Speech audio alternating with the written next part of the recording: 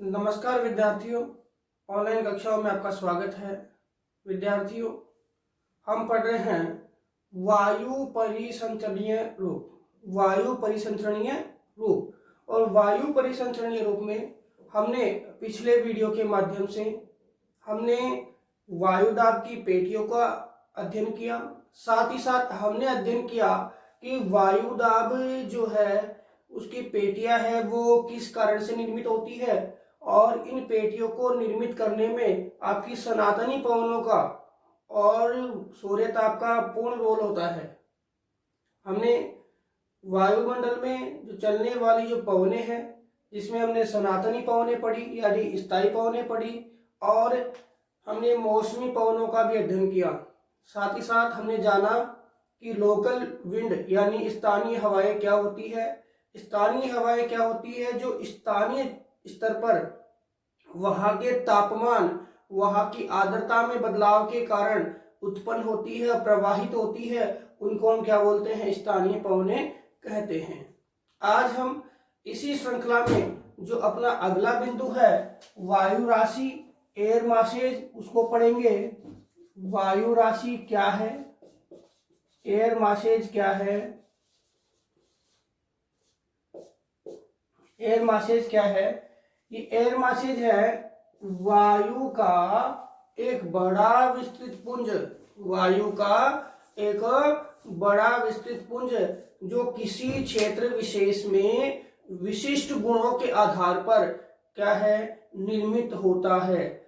वायु का एक बड़ा विस्तृत पुंज जो किसी क्षेत्र विशेष में निश्चित गुण के आधार पर क्या होता है, निर्मित होता है। इसकी उत्पत्ति किसी क्षेत्र विशेष में निश्चित गुणों के आधार पर होती है और निश्चित गुण क्या है, तापमान और आर्द्रता। तापमान और आर्द्रता से प्रभावित वायु का एक विस्तृत पुंज जो निश्चित क्षेत्र में क्या है, उत्पन्न होता है, उसे हम क्या बोलते हैं, वायु राशि कहते हैं। क्या कहते हैं? वायु राशि कहते हैं। सीधी सी बात है, वायु राशि जो हमारी है इसके संदर्भ में जो आपके भूगोलवेत्ता या जलवायुवेत्ता जिन्होंने वायु राशि के संदर्भ में अपने विचार प्रस्तुत किए उनके अंतर्गत देखें तो बर्गनान,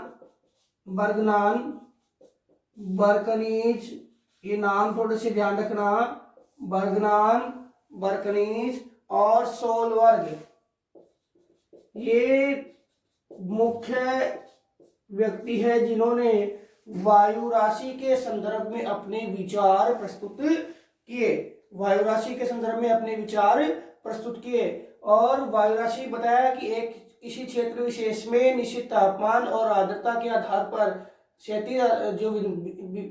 क्षैतिज गुणों को प्राप्त करके जो निर्मित होती है, उत्पन्न होती है, वही क्या होती है, वायु राशि होती है। परिभाषा की बात करें तो वायु राशि सामान्यतया वायु का या वायुमंडल में, सामान्यतः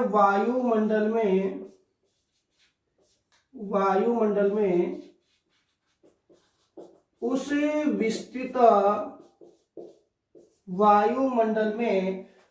विस्तृत भाग को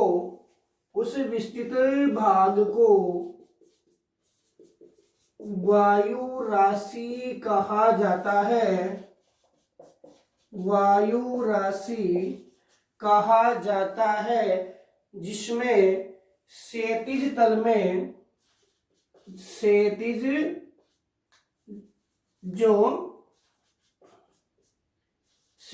तल जानिए क्या? क्षैतिज तल है जो आपका हॉरिजेंटल जो आपका आधार है उसको हम क्या बोलते हैं, हॉरिजेंटल लेवल बोल दो उसको। क्षैतिज तल, जो क्षैतिज तल में तापमान व आर्द्रता संबंधी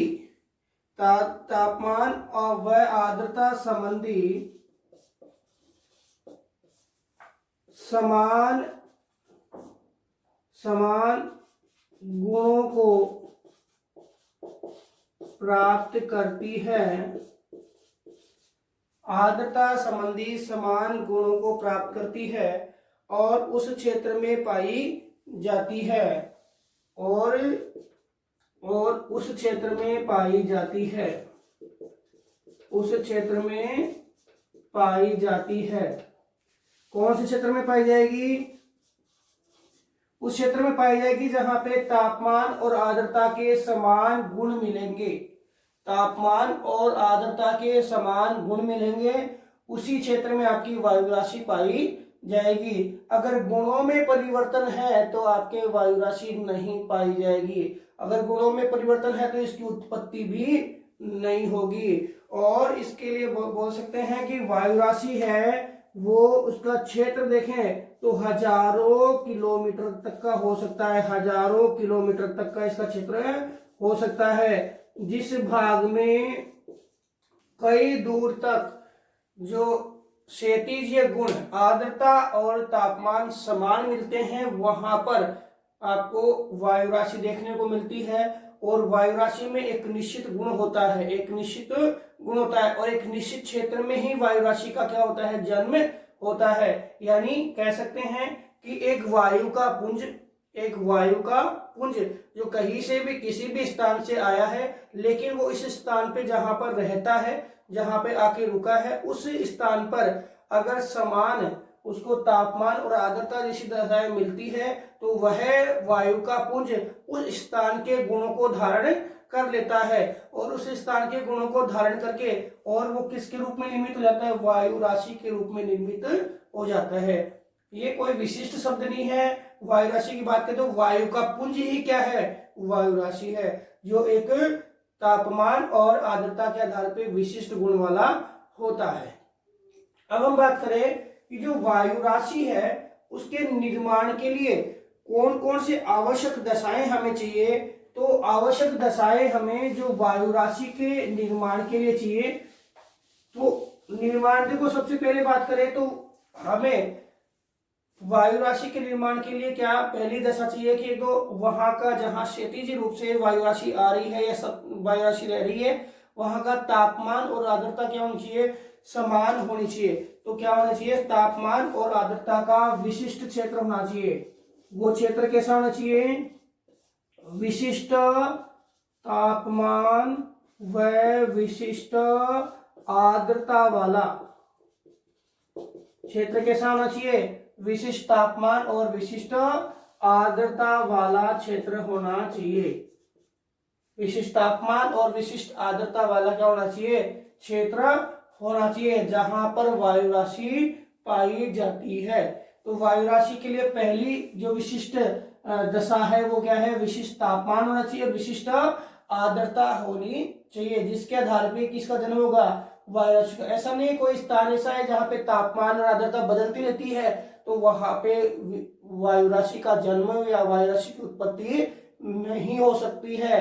दूसरी बात करें कि जहां पे वायु राशि जो उत्पन्न होती है वो क्षेत्र एक ही होना चाहिए। जहां पे वायु राशि क्या हो? उत्पन्न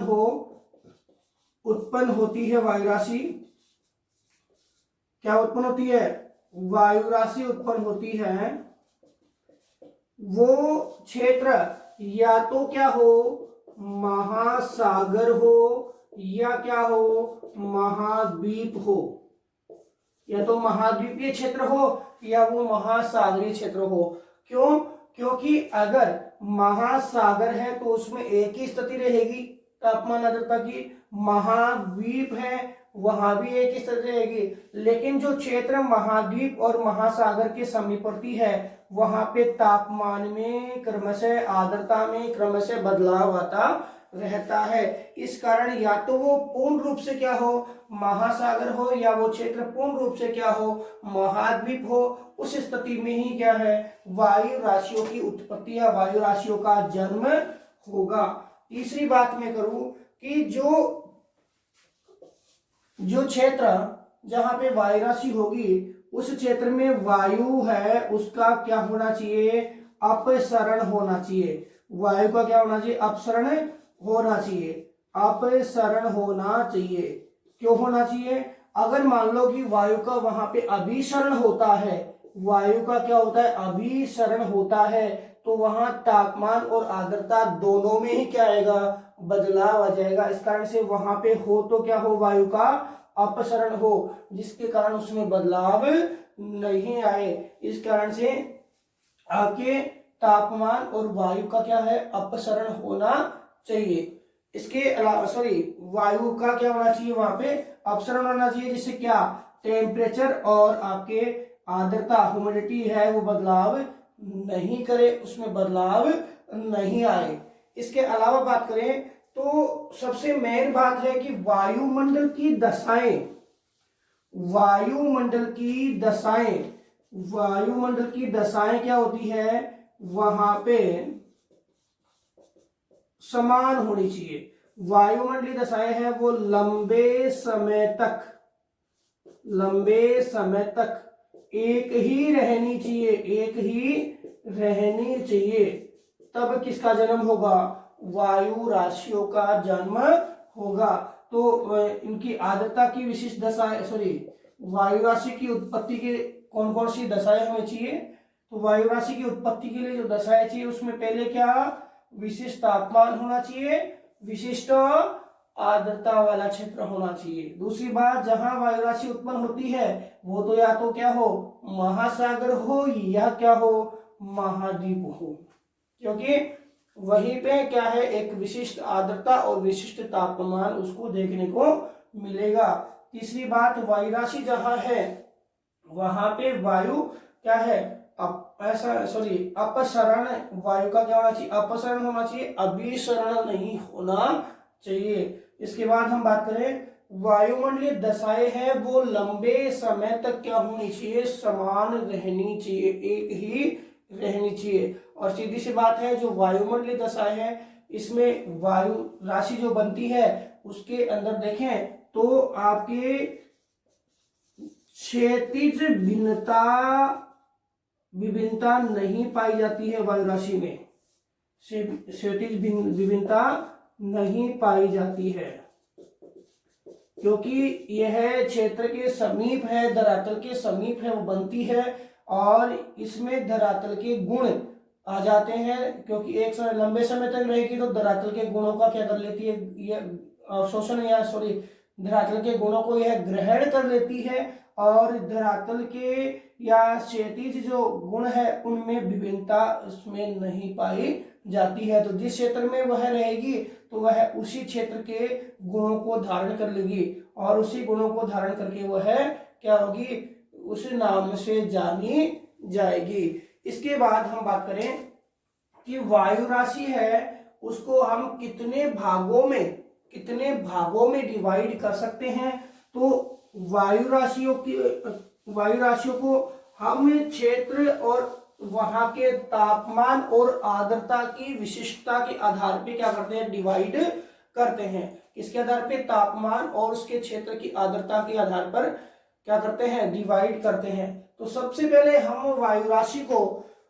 पहले हम देखें तो वायु राशि है उसके लिए डिवाइड करने के लिए कुछ सिंबल्स है, उनको देखें। जैसे सबसे पहले हम बात करें ध्रुवीय वायु राशि, ई से स्टार्ट हुआ क्या, ध्रुवीय वायु राशि।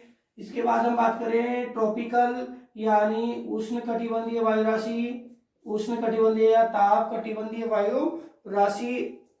इसके बाद हम बात करें कॉन्टिनेंटल यानी महाद्वीपीय वायु राशि। फिर हम बात करें महासागरीय वायु राशि। जहां जहां क्षेत्र होगा उसी के आधार पे क्या होगी, वायु राशि की उत्पत्ति होगी। ठंडी वायु राशि, फिर है गर्म वायु राशि, वार्म, कोल्ड, शी आता है लेकिन इसके लिए सिंबल्स के दिया है तो वार्म यानी गर्म वायु राशि।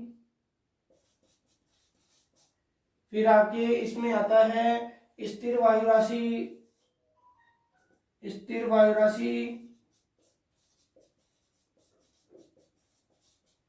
फिर आपके आता है अस्थिर वायु राशि।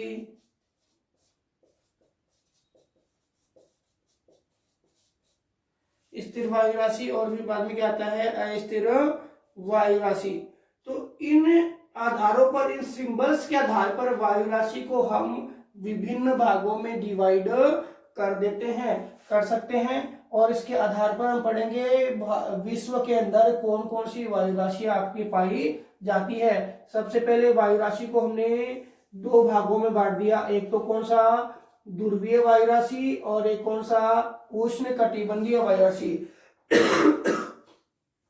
एक तो कौन सी ध्रुवीय वायु राशि और एक कौन सी उष्ण कटिबंधीय वायु राशि। ध्रुवीय और दूसरी कौन सी है, उष्ण कटिबंधीय वायु राशि। अब ध्रुवीय वायु राशि को भी हमने दो भागों में बांट दिया, एक तो ध्रुवीय आपके कॉन्टिनेंट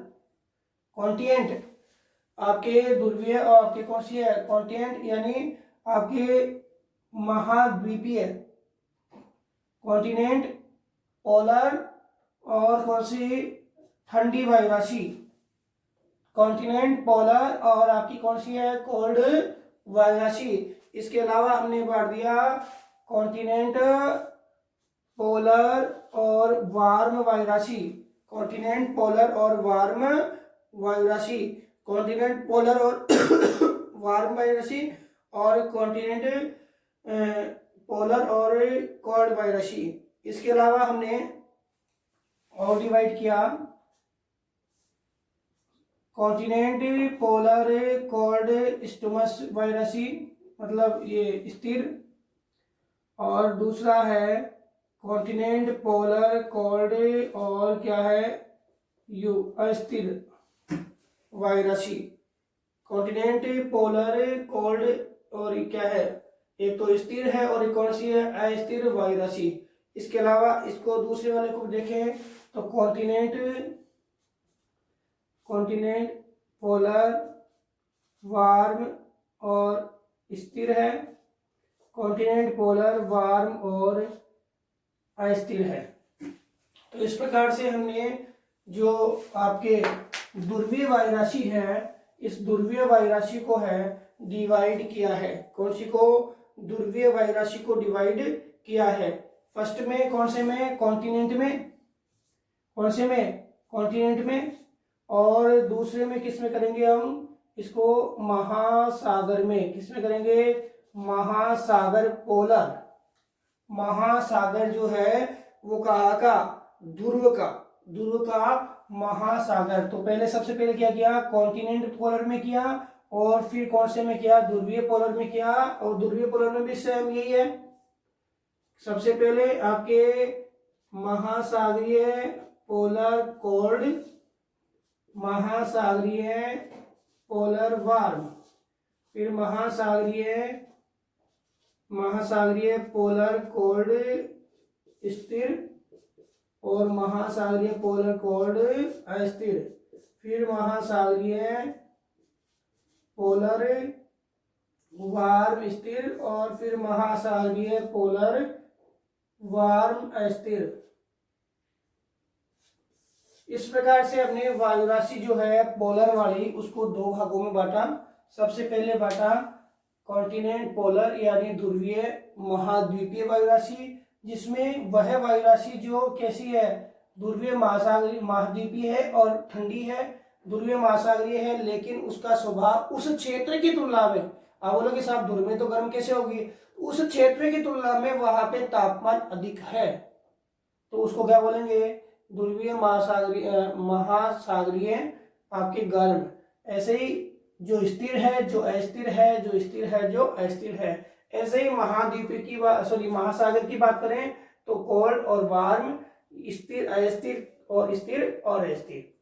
इसी अनुसार हम बात करें आपके जो वायु राशि है कौन सी, ट्रॉपिकल वाली कौन सी है, ट्रॉपिकल वाली। तो इसमें भी दो भाग कर दिए हमने, एक तो कौन सा कर दिया महाद्वीप और एक कौन सा कर दिया महासागर,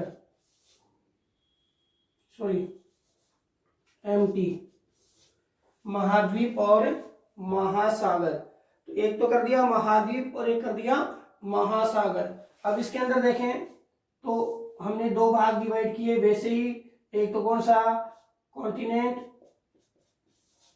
कॉल्ड, कॉन्टिनेंट